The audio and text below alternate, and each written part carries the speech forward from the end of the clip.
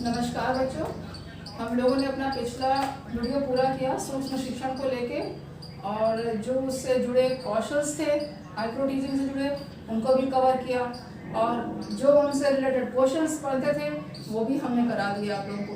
ठीक, और मुझे लगता है जहाँ तक मैं सोचती हूँ कि आप लोग का वो चैप्टर बहुत हद तक पूरा कवर हो चुका है और समझ में भी आ गया आप लोगों को।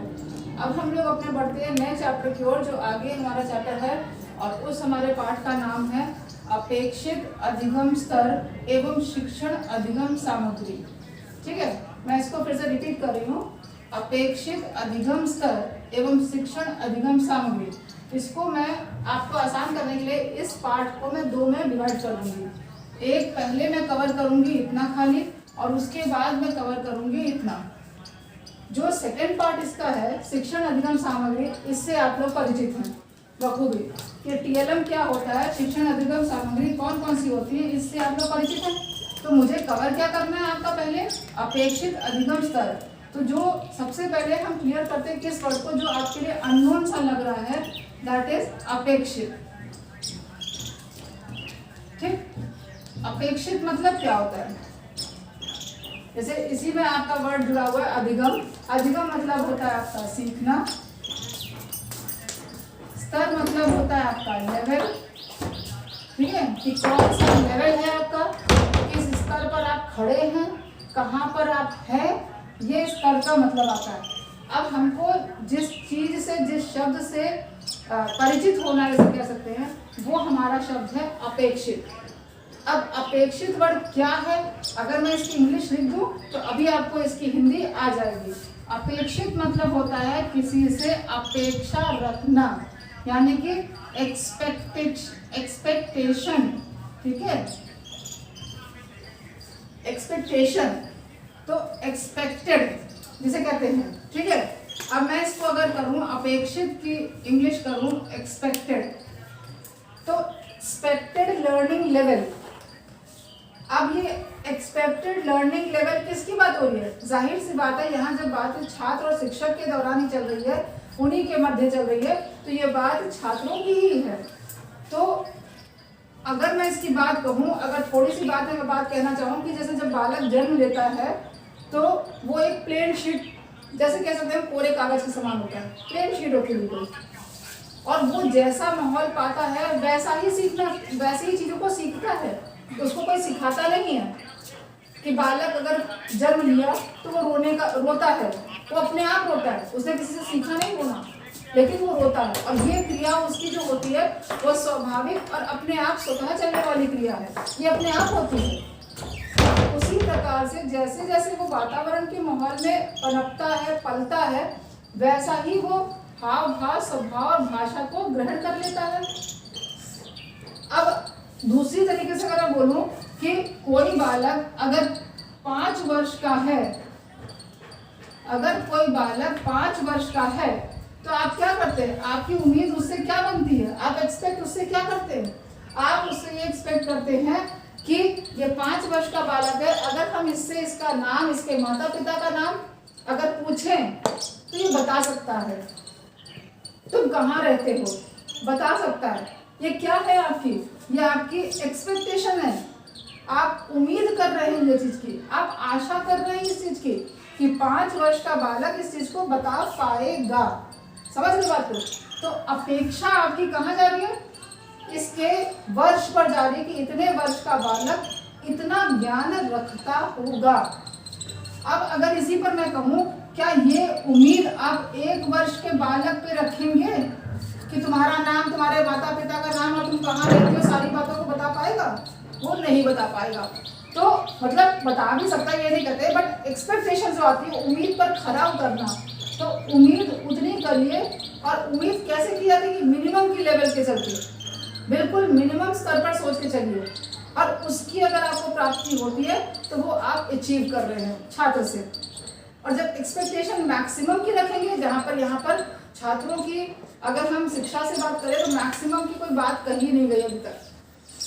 जैसे कि हमारे जो राष्ट्रीय शिक्षा नीति है, राष्ट्रीय शिक्षा नीति जो 1986 में आई थी, अगर मैं आपको बताऊं तो 1986 में जो राष्ट्रीय शिक्षा नीति आई थी उसमें यही बताया गया था, उसमें बोला गया था कि सबसे पहले जो अपेक्षित अधिगम स्तर है वो MLL के हिसाब से होना चाहिए, यानी कि मिनिमम लेवल ऑफ लर्निंग। ये 1986 राष्ट्रीय शिक्षा नीति की बात हुई थी। इसमें ये बात कही गई थी कि जैसे कि कोई भी, मतलब इस बात पर बल दे दिया गया था कि जैसे कोई भी बालक हो, चाहे वो गांव से हो, चाहे वो शहर का हो, चाहे वो सरकारी में पढ़ता हो, चाहे वो गैर सरकारी में हो, ठीक है, चाहे वो केंद्र से जुड़ा बच्चा हो, चाहे कहीं से, चाहे वो अनौपचारिक शिक्षा ले रहा हो, लेकिन जितना उसके लिए सीखने समझने के लिए ज़रूरी है उतना हमें निर्धारण कर देना चाहिए। और वो निर्धारण लेवल वो सबका सामान्य, सबका एक जैसा होना चाहिए, सबका एक तरीके से होना चाहिए, एक ही जैसा, उसमें कोई भेदभाव या डिफरेंशिएट जिसे कहते हैं वो नहीं होना चाहिए। तो मिनिमम लेवल ऑफ लर्निंग बता दिया गया था, लेकिन इसी को संशोधित करते हुए जैसे हम कहें तो 1992 में इसी राष्ट्रीय शिक्षा नीति ने इस बात को संशोधित करते हुए से ELL में कन्वर्ट कर दिया गया था। ELL से हमारा मतलब है एक्सपेक्टेड लेवल ऑफ लर्निंग। कहने का मतलब है एक आशा, एक उम्मीद रखी जाती है कि इतना बच्चे को इस कक्षा में आ जाना चाहिए, वो कहते हैं हम एक्सपेक्टेड लेवल ऑफ लर्निंग। समझ में आया? मैं इतना फिर से आपको थोड़ा सा समझाती हूँ। अपेक्षित अधिगम स्तर से मतलब होता है हमारा कि बच्चे के ऊपर एक आशा, एक उम्मीद रखना कि इस स्तर का बच्चा या इस उम्र का बच्चा या इस कक्षा का बच्चा इतना जानता होगा, इसकी अपेक्षा आप करते हैं और उस अपेक्षा पे खरा उतरना, ये हमारी शिक्षा का आगे की तरफ बढ़ने का सफल प्रयास होता है। और ये हमारा सिलेबस कहता है, जैसे कि हम भाषा, गणित और पर्यावरण, जैसे कहते हैं 1 से लेके कक्षा 5 तक, 1 से लेके कक्षा 5 तक की कक्षा तक सिलेबस में भाषा, गणित और पर्यावरण अध्ययन का इस तरीके से प्रोसेस बनाया गया है जो जिज्ञासु की प्रवृत्ति का रहता है, जहाँ पे अध्ययन करने के लिए बच्चा आगे बढ़ता है, कि वहां पर उसका एक न्यूनतम अपेक्षित लेवल, जिसे कहते हैं न्यूनतम अपेक्षित स्तर निर्धारण करके रखा गया है और उसी के स्तर के अकॉर्डिंग सिलेबस उसका मेंटेन किया जाता है और वही बच्चे को पढ़ा दिया जाता है, ताकि बच्चे को जितना ज्ञान उस कक्षा के अनुसार होना चाहिए वो उसको आ जाए।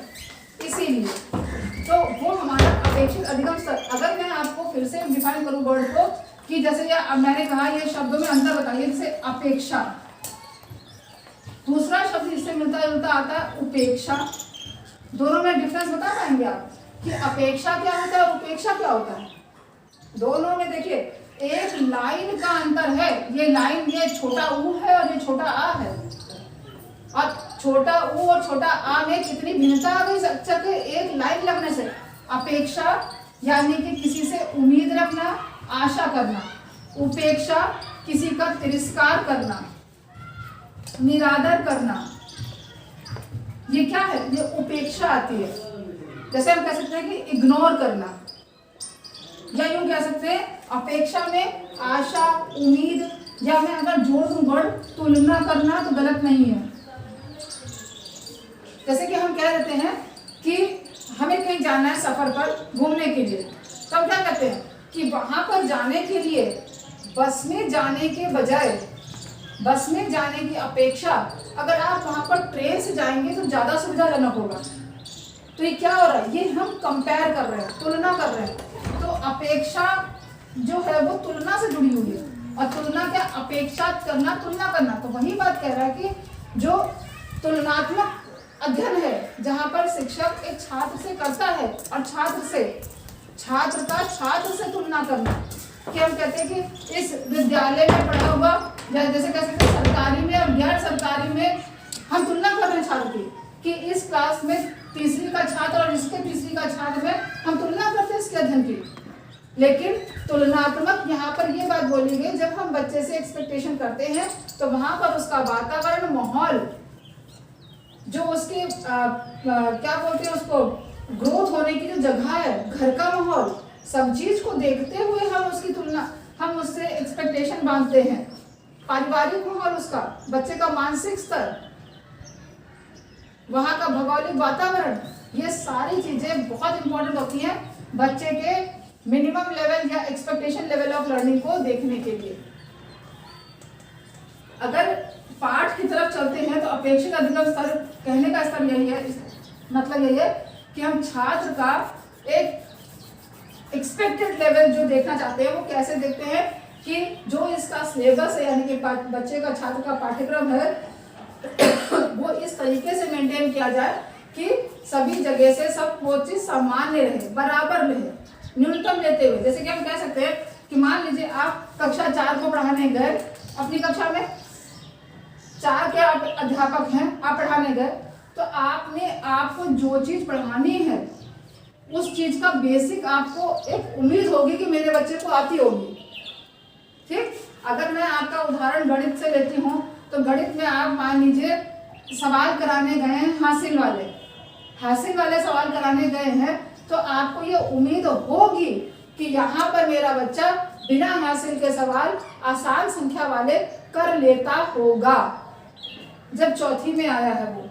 ये क्या है? ये आपकी एक्सपेक्टेशन है, आपकी उम्मीद है, आप अपेक्षा कर रहे हैं कि उनका अधिगम स्तर इतना होगा। अब कितना होगा वो न्यूनतम डिसाइड किया आपने, आप अपनी तरफ से बहुत ही मिनिमम लेके चल रहे हैं। ध्यान दीजिएगा, मिनिमम कहने का मतलब है आपकी एक्सपेक्टेशन बिल्कुल मिनिमम पे जा रही है, न्यूनतम पे जा रही है कि अगर हासिल वाला सवाल है तो उस पर मैं बच्चा मेरा सरल सवाल जो होते हैं और वो बिल्कुल सिंगल डिजिट 2+1 3+2 ऐसे सामान्य नंबरों वाले संख्या के जोड़ कर सकता है। समझ रहे बात को? तो जैसे कि आप जब मौखिक कोई ओरल बोलते जाते हैं या जिसे हम कहते हैं डिक्टेशन या इमला बोलते हैं, अगर हम बोलते हैं बच्चों को तो छात्र मेरा लिख लेगा कक्षा के अनुसार, जहां प्रांगण में आप पढ़ाने गए वहां का माहौल, वातावरण, सब चीज आपकी इस अपेक्षा में उतर रहा है। बात को समझिएगा, ये सब कुछ आपकी अपेक्षा में उतर रहा है। अगर हम थोड़ा सा हटके जाए, जैसे मैंने आपको अपेक्षा बताया, तो अपेक्षा आपकी क्या चीज है? उम्मीद है, सब आपका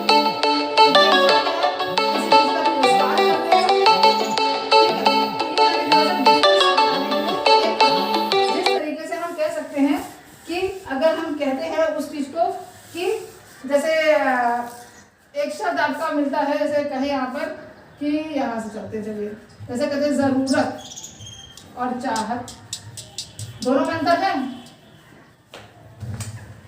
दोनों बहुत अंतर है अंतर। जरूरत किससे जुड़ी होती है? जरूरत हमारी शरीर से जुड़ी होती है, और चाहत किससे जुड़ी होती है? चाहत मन से जुड़ी होती है। होती कि नहीं होती है? जरूरत जो हमारी होती है वो शरीर से जुड़ी होती है, और चाहत जो है हमारे वो मन से जुड़ी होती है। ठीक, जरूरतें हमारी कभी खत्म नहीं होती, जरूरतें बहुत है, कभी खत्म होती है? नहीं खत्म होती। और चाहते तो फिर बिल्कुल ही पूरी है। जरूरत हमारी, जैसे मान लीजिए हमें जरूरत इतनी है, इतने में मेरा काम चल जाएगा, जरूरत तो मेरी इतनी ही है, इतने में हमारा काम चल जाएगा, लेकिन चाहते इतनी ज्यादा है कि जरूरत उनमें समा नहीं पा रही है। तो वही चीज आपकी अपेक्षा और उपेक्षा बात कहती है कि अपेक्षा आपकी उतनी ही होनी चाहिए छात्रों पर जितना उसका लेवल है। कौन सा लेवल है? मानसिक स्तर बच्चे का, फिर वातावरण,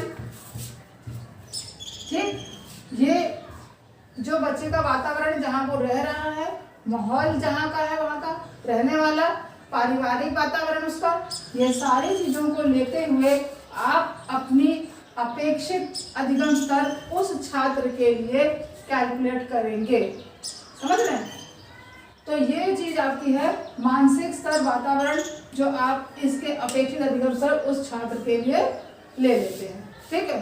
अब अगर मैं बात कहती हूँ कि जैसे कि आपको इतना मुझे इतना समझ में आया होगा कि अपेक्षित अधिगम स्तर जो मैंने समझाना चाहा आपको कि वो कि जो छात्र जैसे है, चाहे फिर वो गांव का, जैसे मैंने फिर से रिपीट कर रही हूँ, चाहे वो गांव का हो, चाहे शहर का हो, चाहे सरकारी का हो, चाहे गैर सरकारी का हो, कहीं का वो बच्चा हो, लेकिन उस बच्चे के लिए आपके ये जो पाठ्यक्रम बनाया गया है राष्ट्रीय शिक्षा नीति के अनुसार, वो आपका पाठ्यक्रम उसके लिए बनाया गया है कि सब लोग एक जैसे दिखाई दे, सबका लेवल एक जैसा हो, कि आप उम्मीद रख सकते हैं कि इस कक्षा के छात्र को इतना आना चाहिए, और उसी प्रकार से पाठ्यक्रम चलाया जाता है कि हर शिक्षक की ड्यूटी बनती है कि उसका अपना क्लास का, कक्षा का पाठ्यक्रम उसको इस तरीके से संचालित करना चाहिए कि छात्र को बखूबी अपनी कक्षा की चीज़ें समझ में आ जाए, और पूरा पाठ कवर जरूर करना चाहिए। पूरा जो सिलेबस कवर करना उस कक्षा में बहुत अनिवार्य है उस शिक्षक के लिए, क्योंकि जब शिक्षक पूरे सिलेबस को कवर करता है तो कम से कम उसमें से 25% बच्चे के दिमाग में चला जाता है उस कक्षा के अंत तक। लेकिन जब वो सिलेबस 50% कवर करेगा तो वो 25% उसके दिमाग में बच्चे के नहीं घुसेगा, उससे भी कम जाएगा। तो उसी के लिए कहा जाता है कि अपेक्षित अधिगम स्तर जिसे कहते हैं हम मिनिमम लेवल ऑफ लर्निंग या एक्सपेक्टेड लेवल ऑफ लर्निंग जो कहते हैं, वो छात्र की एक्सपेक्टेशंस होती हैं, वो होती है कि निर्धारण करना न्यूनतम दक्षता को, छात्र की न्यूनतम दक्षता को निर्धारित करना, जिसकी प्राप्ति के लिए ये हम कार्य करते हैं, है ना। हमारी अपेक्षा क्या है? हमारी अपेक्षा यही है कि हम उसका न्यूनतम लेवल, मिनिमम लेवल कुछ निर्धारित कर सकें। क्या इतना तो इसे आता ही होगा। और अधिगम क्या कहता है? अधिगम ये कहता है कि हम ऐसी चीजों को सिखाएं, बच्चों को ज्ञान बढ़ाएं, उसका कौशलों का विकास करें, इन सब चीजों को करें उसके साथ, तो जिससे कि उसके व्यवहार में परिवर्तन हो। इसके बाद आते हैं स्तर पर, जैसे बात करते हैं तो स्तर क्या होता है? स्तर होता है उसका कि जो ज्ञान है उसको उपलब्ध ज्ञान की तुलना में या न्यूनतम सीमा तक उसको पहुंचा सके। कि अधिगम जो है, जो लर्निंग है छात्र की उम्मीद तक, सबकी उम्मीद तक हम उस छात्र को पहुंचा सके, इतना लेवल उसका मेंटेन कर दे कि ये कह सके कि इस कक्षा के छात्र को या इस उम्र के छात्र को इतना नॉलेज होना चाहिए। ठीक है, कि यहाँ तक अगर बच्चा पढ़ चुका है तो इस कक्षा में इतना सिलेबस है, उसके अकॉर्डिंग इतना इस छात्र को आ जाना चाहिए। समझ रहे आपको? तो ये आपका इतना पार्ट आज इस वीडियो में मैं कवर कर रही हूँ, और उससे जुड़े रिटन नोट्स जो है, जो वो आगे बढ़ते हुए मैं अगले वीडियो में लेके आऊँगी। थोड़ा थोड़ा इसलिए समझा रही हूँ कि आप लोगों को समझ में आता रहे। अगर मैं पूरा चैप्टर एक ही दिन में कवर कर दूँगी तो आपको समझ कुछ भी नहीं आएगा। थोड़ा सा टिपिकल चैप्टर है बट बहुत ईजी है, इंटरेस्टिंग में मैं समझाने की कोशिश कर रही हूँ। आप समझिएगा, साथ बने रहिए और इस तरीके से समझते रहिए, तो आप लोग का ये चैप्टर बहुत ईजिली समझ में आ जाएगा। ज़्यादा रटने की जरूरत आप लोग को बिल्कुल भी नहीं पड़ेगी। बस जितना हम लिखाएंगे थोड़ा थोड़ा, आप उसी को उतना मगअप कर लीजिए, याद कर लीजिए। बाकी समझने का काम थोड़ा ज़्यादा करिएगा, क्योंकि जो आप समझते हैं तो वो स्मृति लंबे समय तक रहती है। ठीक है, तो वीडियो में बने रहिए, लाइक एंड शेयर करिए। Thanks for watching video.